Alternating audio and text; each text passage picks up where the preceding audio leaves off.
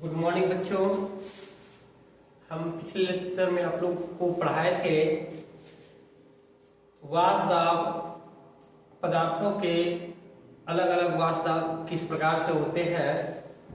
तो हम लोग उसमें वाष्पशील पदार्थों के बारे में पढ़े थे और अवाष्पशील पदार्थों के बारे में जाने हैं। तो चलिए आज हम आपको न्यू टॉपिक के ऊपर ले चलते हैं। आज का टॉपिक है वेपर प्रेशर ऑफ सॉल्यूशन। और पिछले लेक्चर में जो हम लोग टॉपिक पढ़े हैं वेपर प्रेशर ऑफ सॉल्वेंट विलायक का वाष्पदाब पढ़े थे और आज हम लोग पढ़ेंगे विलयन का वाष्पदाब। तो चलिए स्टार्ट करते हैं। वेपर प्रेशर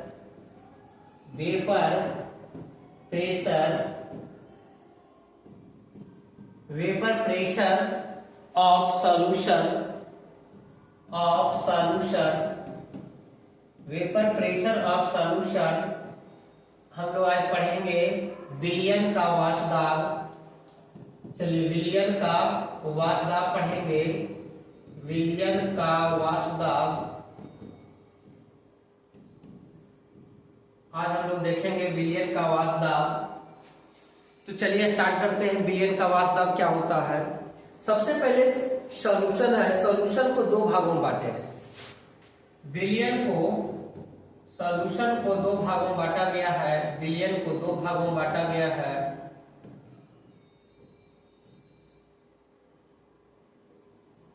विलयन को दो भागों में बांटा गया है।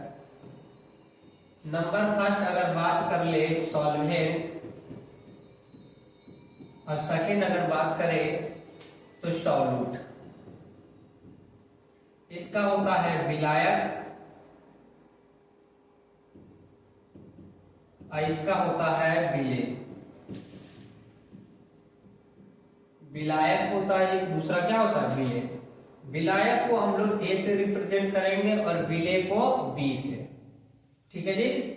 विलायक को ए से सूचित करेंगे और विलेय को बी से सूचित करेंगे। क्लियर है, समझ में आ रहा है। तो चलिए इसका जो भौतिक अवस्था होता है, इसका जो फिजिकल स्टेट होगा, फिजिकल स्टेट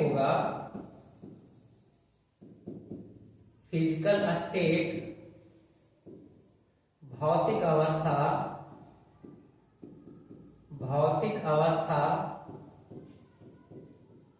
जो होगा आपका ये लिक्विड के फॉर्म में होगा, द्रव के रूप में रहेगा।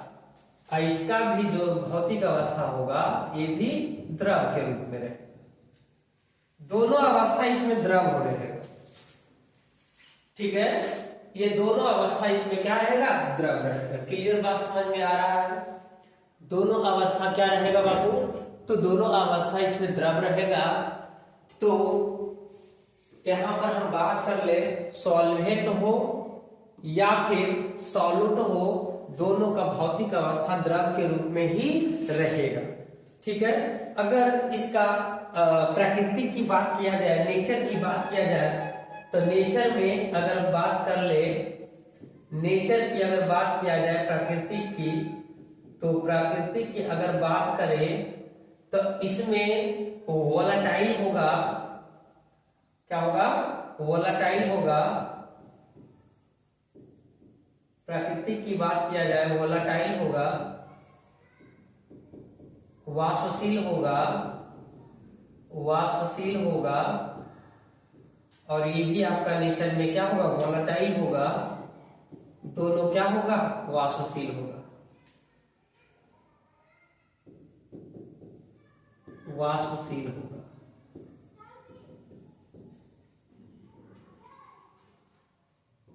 वाष्पशील। क्लियर बात समझ में आ रहा है कि अगर विलयन है, विलयन को सॉल्यूट और सॉल्वेंट और सॉल्यूट में बांट दिए। सॉल्वेंट को ए से डिनोट किए हैं, सॉल्यूट को बी से। तो इसका भौतिक अवस्था द्रव रहेगा, इसका भी भौतिक अवस्था द्रव रहेगा। अब इसकी प्रकृति की अगर बात करें तो ये वाष्पशील प्रकृति को होगा। वेपर भाप बन के उड़ जाएगा। ये भी वाष्पशील होगा, वोलेटाइल नेचर का होगा। ये भी भाप बन के ऊपर की ओर उड़ेगा। ठीक है जी। अगर इसका वाष्पदाब की अगर बात किया जाए तो वाष्पदाब हम लोग देखते हैं वाष्पदाब क्या होता है। अगर वाष्पदाब की बात किया जाए वेपर प्रेशर की, वेपर प्रेशर की अगर बात करें, वेपर प्रेशर की अगर बात किया जाए जिसको VP कहते हैं, वाष्पदाब की अगर बात करें तो वाष्पदाब जो होता है, यदि सॉल्वेंट है, क्या है, सॉल्वेंट है, तो इसको P0 A से डिनोट करेंगे, वो भी शुद्ध वाष्पदाब होगा। क्या होगा, शुद्ध वाष्पदाब होगा, वाष्पदाब होगा। और P0 B से रिप्रेजेंट करेंगे, और ये भी, ये A का मतलब होता है विलायक का वाष्पदाब, और B का मतलब होता है विलेय का शुद्ध वाष्पदाब, ये भी विलायक का शुद्ध वाष्पदाब होगा। तो ये शुद्ध वाष्पदाब किसका होगा, वाष्पदाब होगा, वो भी किसका, ये होगा आपका विलेय के लिए, ये होगा विलायक के लिए। तो वेपर प्रेशर की बात किया जाए तो VP और PA और PB करते हैं। अगर मोल में अगर इसको बात किया जाए मोल में, तो मोल में अगर हम जानते ही हैं, मोल को हम लोग N से रिप्रेजेंट करेंगे, और N बराबर होता है W by M। ठीक है, अच्छा एक बात बताइए, N equal to W by M होगा, लेकिन किसके लिए हम निकाल रहे हैं, तो विलायक के लिए। तो यहाँ पर Na देंगे, तो जब Na देंगे तो WA होगा और MA होगा। उसी तरह जिस तरह यहाँ पर Na निकाले हैं, तो उसी तरह NB होगा। तो NB बराबर क्या होगा, WB और Y में MB। इस तरीके से विलायक का भी जो है मोल निकल गया, और विलेय का भी मोल निकल गया। अगर मोल फ्रैक्शन की बात किया जाए, मोल प्रभाज की बात करें, तो मोल फ्रैक्शन अगर यहाँ पर पढ़े हैं, आप पिछले लेक्चर में पढ़ा चुके हैं मोल फ्रैक्शन का। तो मोल फ्रैक्शन की अगर बात करें,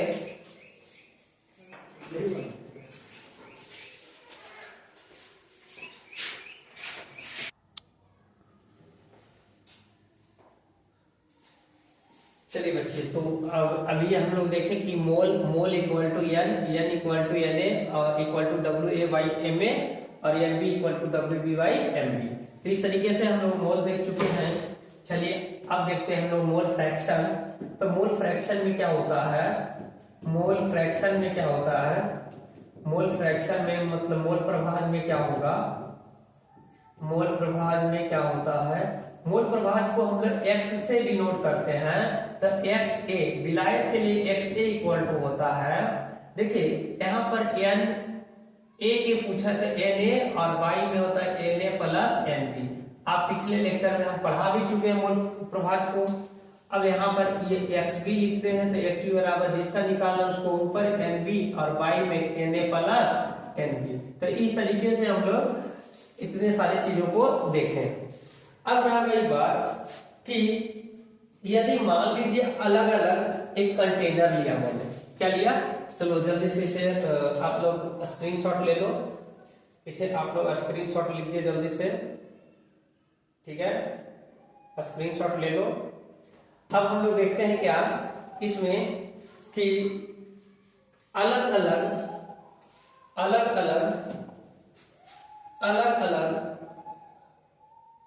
कंटेनर एक लेते हैं। मान लीजिए एक पात्र है ये, ठीक है, मान लीजिए एक पात्र है, ठीक है, एक पात्र ये है,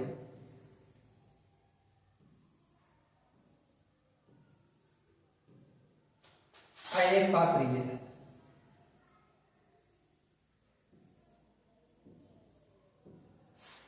ये तीन पात्र अलग अलग लिया गया है। इसमें शुद्ध विलायक भर दिए, शुद्ध इसको P0 A इसमें भरा हुआ है, शुद्ध विलायक भर दिया गया है, और इसमें है P0 B भरा हुआ है, शुद्ध विलेय। अब इसके वाला इसमें डाल दिए, इसको भी इसमें उठाकर डाल दिए। अब मान लीजिए शुद्ध विलायक है, तो ये भी वाष्पन की क्रिया करेगा, वेपर बनेगा। तो क्या होगा कि ये सतह के ऊपर ये बंद पात्र है। ये कौन सा पात्र है? ये बंद पात्र है। ये भी एक बंद पात्र है। तो ये जो भाप बन के उड़ेगा ऊपर, ऊपर से फिर नीचे की ओर आ जाएगा तली पर। तो यहां पर जो ये वाष्प दाब लगा, यहां पर जो है ये वाष्प दाब लगा, तो वाष्प दाब को यहां पर P0 A कहेंगे। उसी तरह यहां भी ये बंद पात्र है। बंद पात्र पर जो ये दाब लगेगा, ये ऊपर से फिर नीचे की ओर आएगा, तो यहां जो दाब होता है P0 P होगा। तो दोनों अलग अलग दाब है। दोनों अलग अलग दाब को एक कंटेनर में डाल दिए हैं। तो यहां पर क्या क्या बना है पहले ये समझिए। यहां पर एक विलयन बन गया, क्योंकि विलायक और इसमें विलायक है, इसमें क्या है? ये विलायक है और ये क्या है? विलेय है। अब विलायक और विलेय को हम दोनों, इन दोनों अलग अलग जो है विलयन है, तो उसको एक कंटेनर में डाल दिए। दोनों एक ही में डाल दिए। जब एक में डालेंगे तो एक विलयन बनेगा। और ये विलयन बना तो यहां पर क्या बना? PA और प्लस PB बना कि नहीं? दोनों के लिए। अब दोनों जो है वाष्पन की क्रिया करेगा इस तरीके से, ऊपर से नीचे, नीचे से ऊपर आएगा। अब रह गई बात, ये विलयन में जो आपका P होता है, तो कुल वाष्प दाब यहां पर जो लिखते हैं, कुल वाष्प दाब को किससे डिनोट करेंगे? तो कुल दाब को P से, और P बराबर होगा PA प्लस PB। P बराबर क्या होगा? PA plus PB। तो P बराबर PA प्लस PB। ये जो होता है एक नियम के अनुसार, डाल्टन नामक वैज्ञानिक ने दिया था। डाल्टन नामक वैज्ञानिक ने दिया था, डाल्टन। उन्होंने कहा था कि अगर मान लो दो विलयनों का वाष्प दाब अलग अलग हो और दोनों विलयन को मिश्रित कर एक ही पात्र में डाल देंगे, तो उनका जो कुल वाष्प दाब होगा इन दोनों के वाष्प दाब के बराबर होगा। क्लियर बात समझ में आ रहा है? जो कुल वाष्प दाब है, ये कुल वाष्प दाब होता है, इन दोनों के वाष्प दाब के बराबर होता है। आप ऐसा भी लिख सकते हैं, नहीं तो इसी को ऐसा भी लिख सकते हैं, P बराबर P0 A plus P0 B। इस तरीके से आप इसे लिख सकते हैं। क्लियर बात समझ में आ गया? तो चलिए, इसी के ऊपर आपका एक नियम जनरेट होता है। इस नियम को हम लोग रॉल्स का नियम कहते हैं, और रॉल्स का नियम हम लोग पढ़ेंगे और एग्जाम के दृष्टिकोण से बहुत ही इंपॉर्टेंट है। हालांकि 2025 में ये पूछ चुका है, अब नेक्स्ट ईयर 2026 होगा, तो ये आपके एग्जाम में नहीं आने की पॉसिबिलिटी है। ठीक है, तो यहां पर समझ जाए। लेकिन ये इंपॉर्टेंट क्वेश्चन है, इसलिए अनदेखा ना करें। हो सकता है रिपीट भी कर सकता है, तो इसलिए इसको पढ़ना बहुत जरूरी है। ठीक है, तो चलिए आज हम लोग आपको पढ़ाते हैं रॉल्स का नियम। ठीक है, चलिए स्क्रीनशॉट जल्दी से लीजिए। तो आज हम लोग अगला टॉपिक देखेंगे रॉल्स का नियम। कौन सा नियम? रॉल्स का नियम। ठीक है जी, तो चलिए रॉल्स लॉ हम लोग पढ़ते हैं।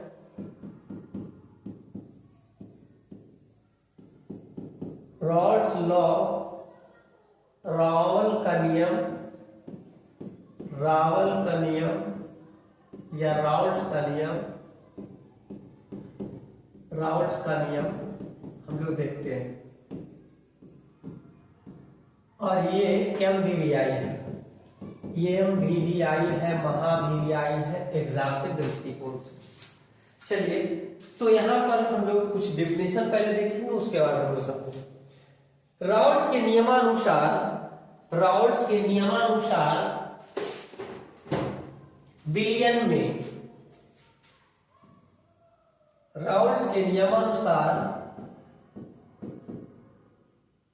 राउल्स के नियमानुसार, राउल्स के नियमानुसार विलयन में किसी घटक का, राउल्स के नियमानुसार विलयन में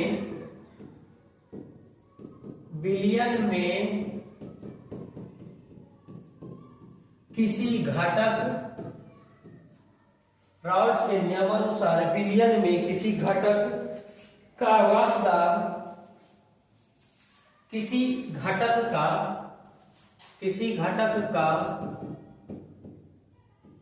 वास्तव, किसी घटक का वास्तव शुद्ध रूप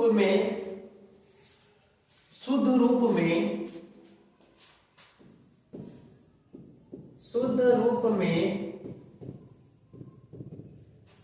कहता है राउल्स के नियमानुसार विलयन में किसी घटक का वास्तव, जो विलयन है उस विलयन में कोई भी कंपोनेंट, कोई भी घटक का वास्तव शुद्ध रूप में, किस रूप में, शुद्ध रूप में घटकों के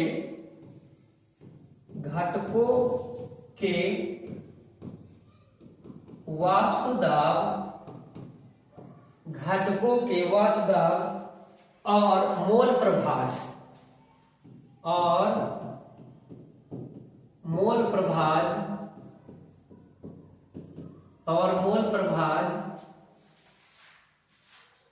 के गुणनफल,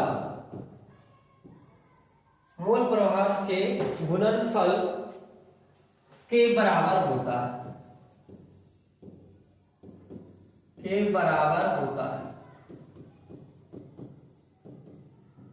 ठीक है जी। याद रखना, राउल्स के नियमानुसार विलयन में किसी घटक का वास्तव, मान लो ये सॉल्यूशन है, राउल्स के नियमानुसार ये विलयन है, विलयन में किसी भी घटक के का वास्तव शुद्ध रूप में घटकों के वास्तव, शुद्ध रूप में घटक जो है उनके वास्तव और मोल प्रभाज के गुणनफल के बराबर होता है।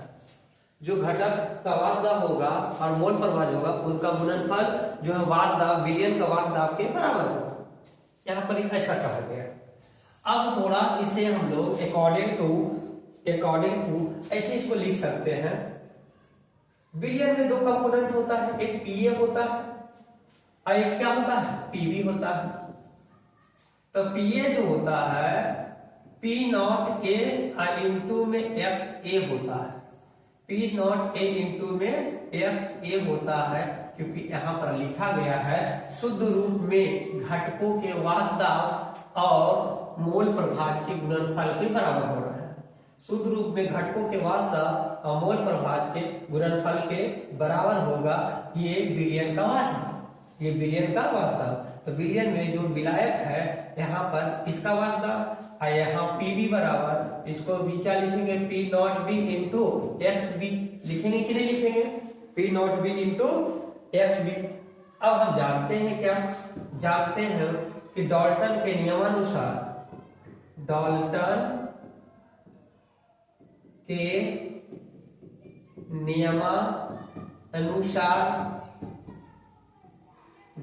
के नियमानुसार क्या होता है, डाल्टन के नियमानुसार जो होता है बाबू, डाल्टन के नियमानुसार क्या होता है वो देखा देना है कि डाल्टन के नियमानुसार जो होता है P जो होता है, P जो होता है किसके इक्वल होता है, तो PA और प्लस PB, P जो इक्वल होता है किसके इक्वल होता है, PA प्लस PB के। तो अकॉर्डिंग अब यहाँ पर ध्यान देते हैं कि यदि PA को इसको इक्वेशन फर्स्ट कर लो, इसको इक्वेशन क्या कर लो फर्स्ट, नहीं तो इसको रहने दो, एक काम करो PA तथा PB का मान रखने पर, PA तथा PB का मान रखने पर, PA तथा PB का मान रख लो, इसमें रख लो। तो जहां PA है, PA के जगह क्या है, P not A into X, और पी बी है तो P not B into X B. तो यहाँ पर अब रखेंगे पी इक्वल टू क्या होगा, पी ए की जगह P not A into X A plus P not B into X B. इस तरीके से इसे हम समीकरण एक मानते हैं। क्या मान लेंगे, समीकरण फर्स्ट मानेंगे। क्लियर है, समीकरण क्या मानेंगे, फर्स्ट मानेंगे। क्लियर, बात समझ में आ गया कि पी ए बराबर P not A into X है और पी बी बराबर P not B into X B. Dalton के नियमानुसार P equal to P A plus P B तथा पी ए तथा पी बी का मान रखने पर रख देते समीकरण एक मिल गया। अब जब विलयन में शुद्ध विलायक जो है तथा मोल फ्रैक्शन के रूप में पाया गया है, जब विलयन में शुद्ध विलायक हो तो उसका मोल प्रभाज क्या होता है, ये ध्यान देना। जब विलयन में जब विलयन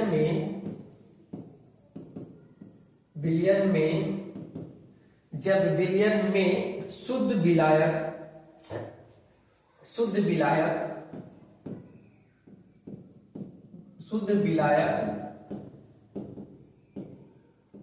हो तो मोल प्रभाज होता है। यदि अगर विलयन में शुद्ध विलायक, विलय नहीं हो, क्या बोल रहे हैं, शुद्ध विलायक हो, तो यदि शुद्ध विलायक की अगर बात कर लिया जाए तो यहां पर ध्यान देना है। हम जानते हैं मोल प्रभाज कि X A plus X B का मान किसके बराबर होता है, तो 1 के बराबर होता है। हम आपको मोल प्रभाज में बता चुके हैं, कई एक बार बताए हैं कि X A plus X B plus X C plus X D कुछ भी हो किसके बराबर होगा, 1 के बराबर होता है। तो जब विलयन में शुद्ध विलायक हो तो मोल प्रभाज X A plus X B equal to 1। जरा यहां से बात कर लिया जाए शुद्ध विलायक का, तो एक्स ए इक्वल टू अगर बात करें तो 1 माइनस एक्स बी होगा कि नहीं होगा। एक्स ए इक्वल टू अगर बात करें तो 1 माइनस एक्स बी होगा। अब यहां पर क्या होता है, अब यहां पर ध्यान देना है कि यहां पर एक्स ए का मान क्या निकल के आया, 1 माइनस एक्स बी। अब समीकरण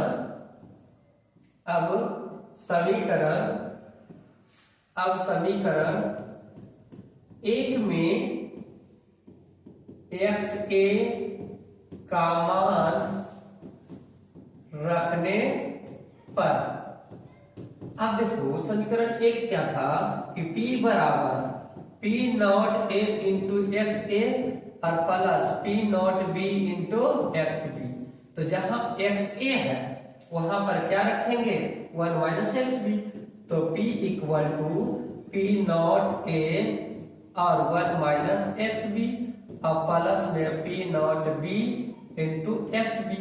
अब यहां से बात हम कर लेते हैं, तो यहां से अगर हम निकालना भी चाहेंगे तो इसको हम ऐसे करके लिख सकते हैं, इसको अंदर डाल लो तो P इक्वल टू ये P नॉट ए और minus P not A into X B और प्लस में P नॉट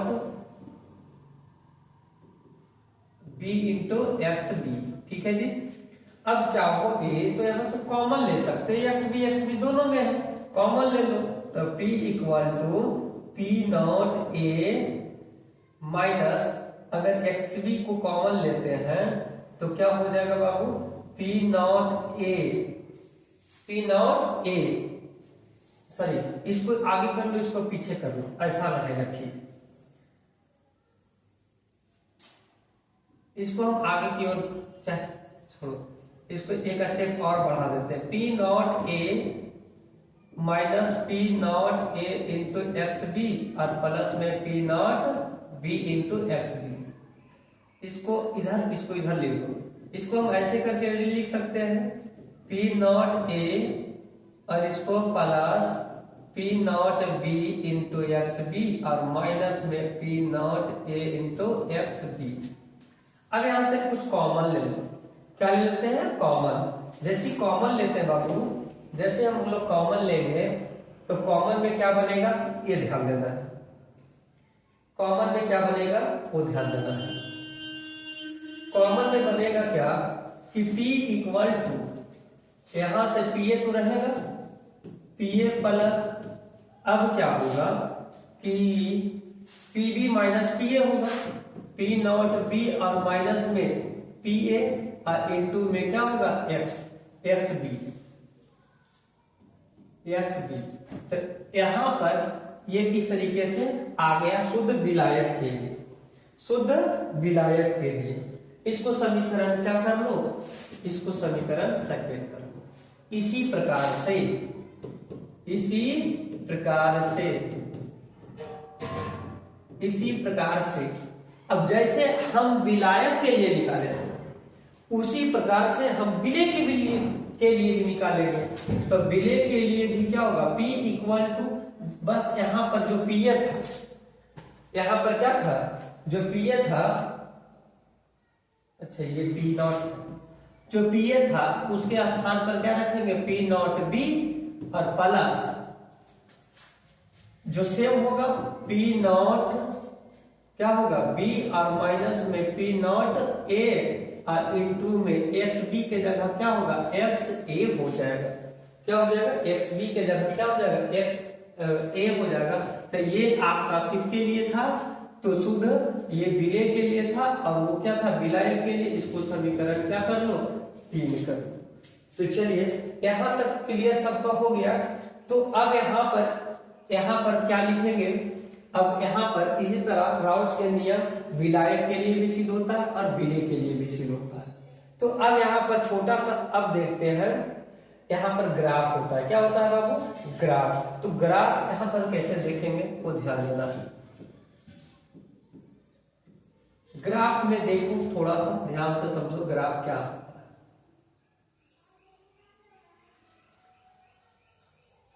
ग्राफ में देखिएगा, अगर हम बात करें ग्राफ का,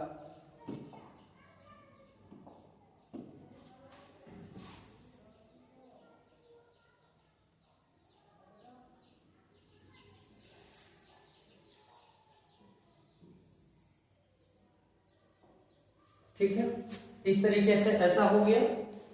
अब सबसे पहले यहां पर क्या लिखते हैं, यहां पर सबसे पहले हम लोग लिखेंगे मोल प्रभाज, मोल फ्रैक्शन, मोल प्रभाज। ठीक है जी। यहां पर क्या लिखेंगे हम लोग बाबू, मोल प्रभाज लिखेंगे, मोल फ्रैक्शन लिखेंगे। तो यहां पर ध्यान दीजिएगा, मोल प्रभाज मोल फ्रैक्शन, ये अगर बढ़ेगा, सॉरी ये अगर बढ़ेगा तो वेपर प्रेशर भी बढ़ेगा, वाष्प दाब भी बढ़ेगा। अब यहां पर दो कंडीशन आता है। यदि मोल प्रभाज का मान, मोल प्रभाज का मान यहां पर 0 था और 0 से बढ़कर कितना हो गया मोल प्रभाज का मान 1 था। ठीक है जी। 0 का मोल प्रभाज का मान अगर 0 लेते तो 0 से बढ़ते बढ़ते बढ़ते बढ़ते कहां तक चला गया, 1 तक आ गया। अब यहां पर जैसे 1 आया तो ये विलय के लिए था। अब विलय के लिए अगर मानते हैं तो इस कंडीशन में विलय के लिए 0 मानेंगे और ये बढ़ते बढ़ते बढ़ते बढ़ते कहां आएगा 1 तक आएगा। तो ये XB के लिए हो जाएगा। किसके लिए हो जाएगा, XB। तो याद रखना 0 से बढ़ रहा है 1 की ओर, तो इसका जो ग्राफ जाएगा 0 से 1 की ओर ग्राफ जो जाएगा इस तरीके से जाता है। ग्राफ जो जाएगा इस तरीके से जाएगा, यहां से ऐसे जाएगा इस तरीके से। ठीक है जी। और ये इस तरीके से ग्राफ जाएगा और इसको डॉट लाइन से न दर्शाएं तभी ज्यादा बेटर है। ठीक है जी।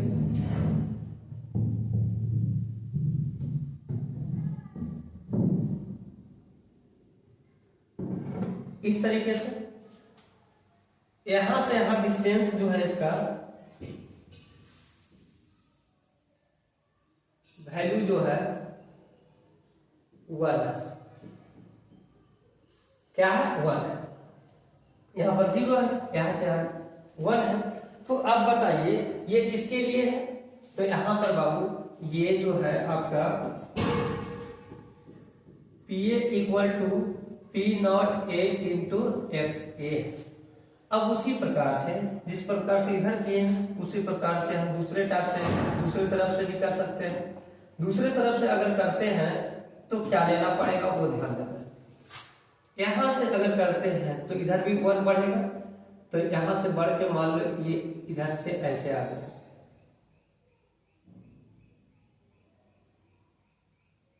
ठीक है। ये भी बढ़ के क्या आ गया, इस तरीके से आ गया।